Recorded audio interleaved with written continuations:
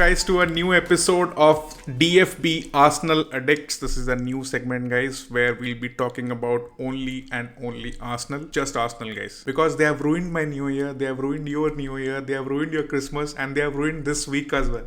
Shambolic performances time and time again. With me, I have Suresh from London, I have Hassan from Karachi, and I have Ramji from US.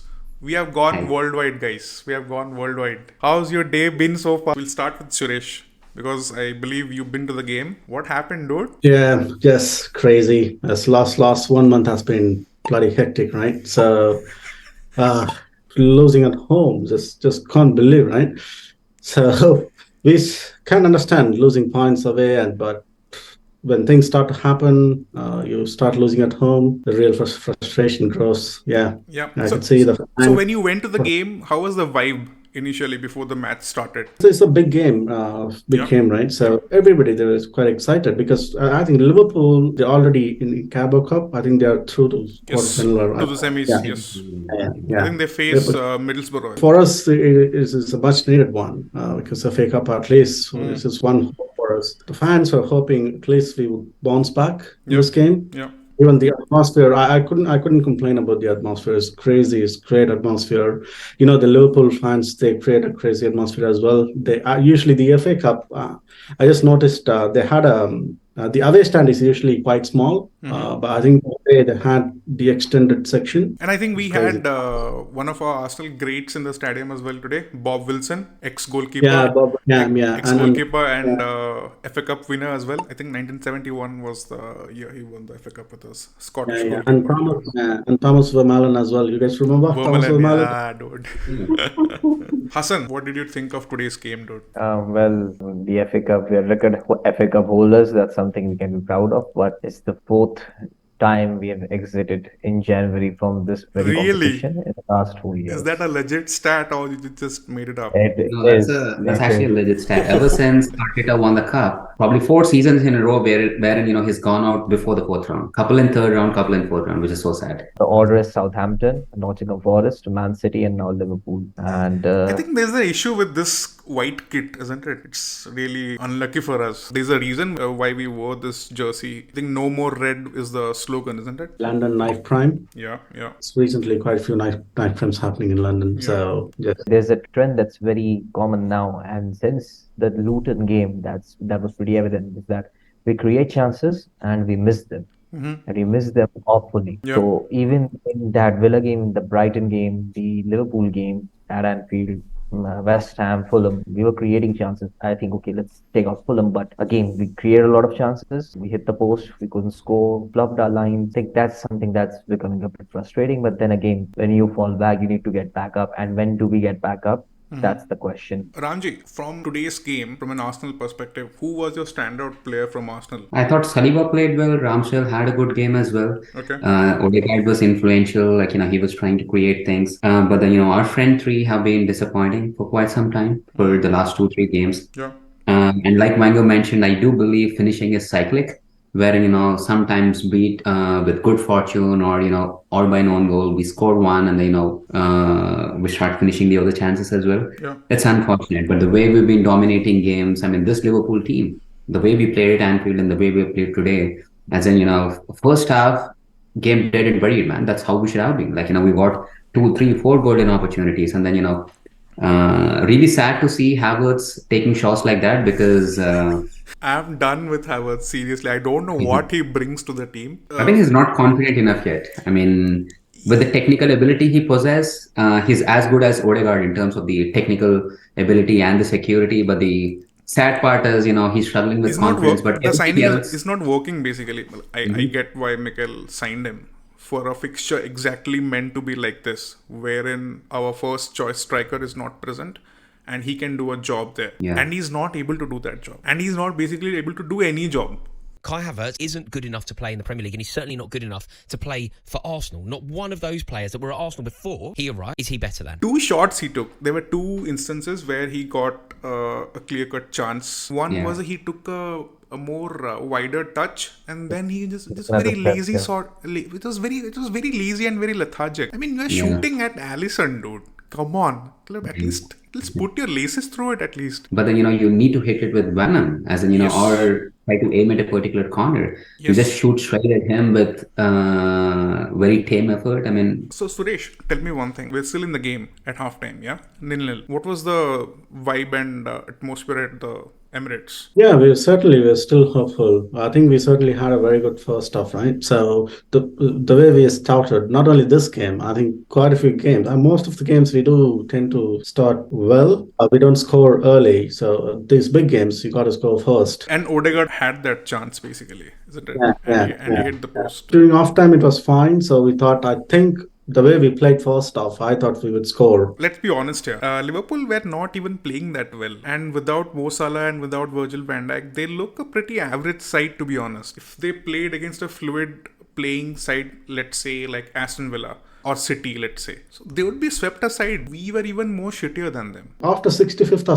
70th minute, Liverpool, they were winning all the balls. That's a game gone. What did you guys think of Saka today? He looked slightly better than his last couple of outings, I would say. But then again, his end product is still questionable. Yeah, go on. An overlapping fullback will help. So one of the reasons why we're struggling over the last 3-4 games is because of our attacking patterns, which have been pretty similar in most of these games. Like, it's either 2-3-5 or 3-2-5, wherein, both our wingers will be providing width, which means, our fullbacks will either stay back in the midfield or, at times, they do overlap, but then it's very rare, which means you always want your wingers to be so very wide and then create chances. I mean, it's impossible to create chances wherein, they're hugging the touchline every time, right? As in, I feel having an overlap or an underlap wherein, they'll be freed with a one-on-one. I mean, you see Martinelli, you see Saka, every time, they're double booked or triple booked. That's how they are. Yeah. And then we always recycle the ball here and there and then, get to the wingers to see if some magic would happen. We need to change our attacking patterns, I would say. I think Saka and Martinelli this season, they have been found out by the opposition defense. I think the opposition has worked them out completely, that this is their strength, this is what they're going to do, and we will just put our guards up accordingly. So Hassan, why do you think Arsenal have been playing this poorly since October, I would say? Number of reasons. First of all, primarily injuries. So Arteta knew what he needed to actually add to the squad. He brought in Timber. He got injured in the very first game. He knew Havertz would take time. He knew Declan Rice would click off quickly. He basically brought a signing for every department: goalkeeper, defense, midfield, and attack as well. So if you remember, guys, in Nottingham Forest and that Crystal Palace game, Thomas Partey was the unusual right back who was starting there, and we had 3 centre backs. We were playing a 3-6-1 formation, so he knew what he needed to do. But Timber's injury didn't help. Then Thomas Partey gets injured, and now you have a specific group of players, so you can't change anyone in defense right now. Jakub Kiwior is playing because Zinchenko is not available. So when you play and in the Premier League, you cannot just go in any match and say that I want to root it. Any team can beat anyone, and playing a consistent 11 across a festive fixture from November to December, it's getting its toll on the players now. We must remember that this is the first time these players are playing Champions League. A lot of them are playing Champions League football for the first time in their careers, and they just haven't coped up well with that. And Arteta himself is managing in the Champions League for the first time. Jorginho, Kai, Jesus, and Zinchenko are probably the only ones that have played in UCL. And obviously, if you compare it with last season, you have 3 new players in the side suddenly. And those 3 positions actually form the core of a team. The goalkeeper, the defensive midfielder, for the better or the worse, I think the defensive midfielder... The midfield core is basically changed and they're taking time to adapt is basically what you're trying to say. David Raya and Ramsey's situation, obviously. Who do you think should be our number 1 keeper? I haven't really seen... I've seen David Raya with Brentford. He's a really good shot stopper, but I've always questioned his height, really. Yeah. Goalkeeper presence is quite important, isn't it? Yes. So it's not like Martinez or Alisson. Ramsdale is quite tall as well. I think when we had Leno and Martinez, there was an argument, but I think this Martinez, ever since they won the World Cup, that's when he found his confidence. Yeah. He wasn't. When we had Leno and Ramsdale, I used to think Leno is a better shot stopper. Yeah. But now it's quite unfortunate. I think Aaron Ramsdale is better than David Raya. Yeah, and he made a couple of good saves today. One shot from Luis Diaz, which was a very grounded kind of a shot, and he just and that ball to Nelson. I mean, what a ball! What a pass was that? Yeah, yeah. Yeah, the first one, right? Yeah, the Yeah, first that was one. quite Yeah, unbelievable. I was a bit surprised. Is it Ramsdale? Oh, man. Yeah. Aha. Do you guys think the left back situation for us at Arsenal currently is a problem? I think our fullbacks are a problem. I don't like. At least at right back, we have a couple of options. We have Tomiyasu or we have Ben White. But for left back, would you guys still prefer Zinchenko? Because I don't want him. Actually, I prefer Zinchenko. The reason I say that is, I mean, Declan Rice has been absolutely magnificent for us, but despite all the things that he do, a few things that he could do is release the ball quickly, find the attackers quickly. That's where we are missing Thomas Partey with those long balls, with those passes, finding the attackers really quickly so that we can attack really quick. And he's a bit of a ball carrier as well. He carries the ball forward quite well as well. Yeah. And then he knows how to beat one or two people. I mean, even Declan Rice does that. If you take a look at the way how Arsenal has improved from last season to this season defensively, I mean, he's one of the prime reasons because he's been absolutely magnificent. But we've been struggling with attacking patterns because, last season, if you observe, we used to score a bunch of early goals, like, within 5 minutes, 6 minutes, 8 minutes. It's always like, staying quick on the counter, releasing those passes quick. Both Saka and Partey were really good deep line playmakers. But now we don't have anyone of such kind. You have Reiss, you pass it to the fullback, from there to the wings, and then, it's like, 2-3-5, wait for all 5 to be in the attacking positions, and then only then we're going to attack. Yeah. So Zinchenko, this is why I like him. I mean, it's okay to have one defensive vulnerability because we can get away with it having Declan Rice. He's so good defensively. Okay. So for me, I still prefer Zinchenko. Of course, Timber if he's available, but with Zinchenko playing, it's more of a risk versus reward for Arsenal. Risk of bringing him versus the reward that he brings. And obviously, when you add that extra midfielder in the midfield to unlock those passes and the experience that he has, it does come with the vulnerability that he has defensively. I think he was solid last season up till that point, but I think he's been off guard this season. Obviously, Ben White has been with that. It takes a toll. Playing from midfield to attack and then going forward. But I think it was Zinchenko's fault at Anfield last season as well, for the where Trent basically nutmegged him, isn't it? Basically, And the same thing this season also happened at Anfield. Like for the first goal which Mo Salah scored, he completely outwitted Zinchenko and then just cut inside and just. Now Zinchenko comes back because he has had a suitable amount of rest. I think he will be better now.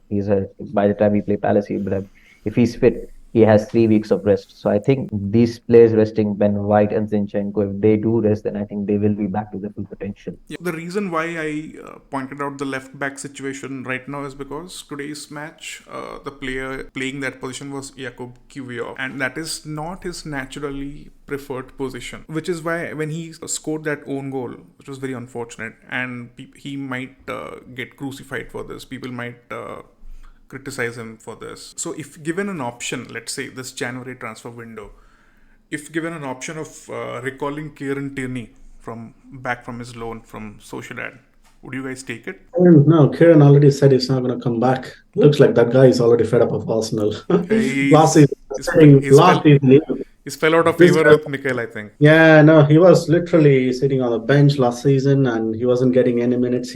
That's the problem. I actually, the fullbacks, right? Be it a winger or a left back, any fullback, you need a pace. No, not Tavares. That guy, I tell you what. So I think that guy has a lot of potential. He does. He had a bit of attitude. I don't know why we shifted him there. In Marseille, he was. Marseille were actually playing 3 at the back, and he was actually playing as a left wing back. Yeah. And he did really well in the initial 4 months of his loan spell. Yeah, and then they refused to sign him permanently. Yeah. He moved on to Nottingham Forest, and then he's struggling. He's not getting much game time over there as well. Yeah, he just played 30 minutes throughout the season. Yeah. That's about it. I think Aina is the player who's ahead of him. Aina is good. Yeah. Most of the managers that do take Tavares actually praise him for his ability, his build and his physique, and this time it's just that the attitude problem that keeps him at bay basically. Yeah, I would like to see this player, man. Seriously, this physique, his pace, wow, that's what you need. Especially now we are actually lacking our final third, right? So we don't know what's happening with our final third. It's all going wrong. It's a mystery. So That top three is like a Bermuda Triangle right now. It's completely lost. the problem is all the defenders are doubling up, right? Another problem we have, as Ramji said, from the midfield, we are not finding our target man as quick as possible. Yes. We're just taking like 2, 3 passes, 4 passes. Come on. By the way, the ball goes to And Saka. players are not even taking their shots. I mean, take your shots quickly. So if you guys noticed, Arteta realized that, we're not able to build from the back quickly. So he dropped Odegaard back and then playing with Reiss in building up So attack. that And then he he's gets more on the ball, basically. Yeah. Yeah, but the bad part here is, Havertz is still not confident. Like, the moment he has ball at his feet, he's not taking that risk, which is so weird for a number 10, right? As that's why I see a lot of potential for Emil Smith-Rowe, and he's not being played because, he's a different type of player who can shoot with those runs. I'm not saying he's going to save our season, just something different in our attack could actually I would sell that trigger, guy, dude. I would sell that guy. I've had enough That of guy him. is gone, man. Emil Smith-Rowe has Smith-Rowe completely lost it. After that massive paycheck and that new contract and that new jersey, I think he's done, man. He's done. I was really surprised. I don't know why the whole world wasn't surprised. Why he was given number 10. I was really petrified. But how good was he in his first season when... Yeah. So players like Reiss Nelson, players like ESR, so they are like that first level of Pokemon, like Charmander, Squirtle, Bulbasaur. So they're not evolved.